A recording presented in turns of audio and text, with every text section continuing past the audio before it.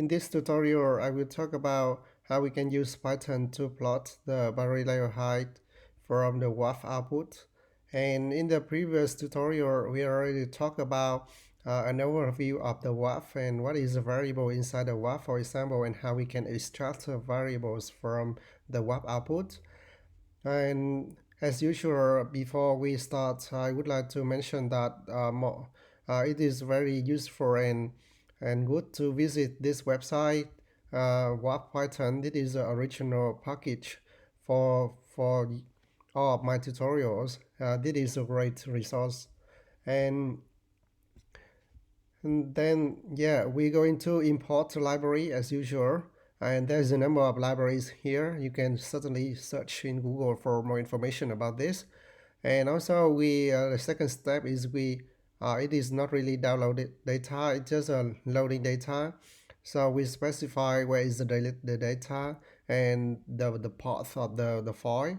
We're using the command dataset to open the NetCDF file. So we use getVar. This is a function in WAF.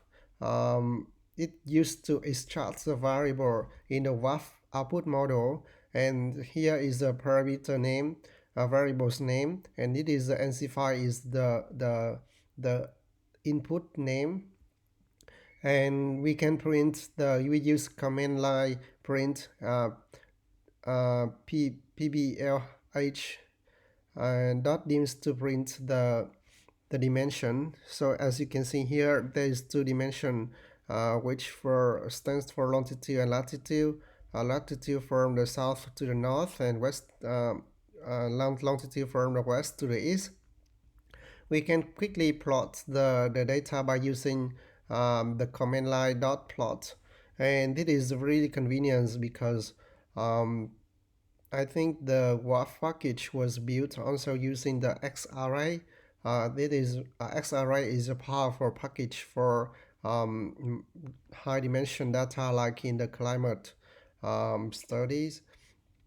And we can see this have a cyclonic motion, and this area is over Australia, and this cyclonic motion is because we are in the southern hemisphere, and the boundary layer height is from 0 to around 202 kilometers.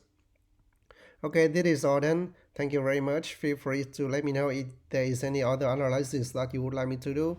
And also, please subscribe my YouTube channel too. Thank you very much.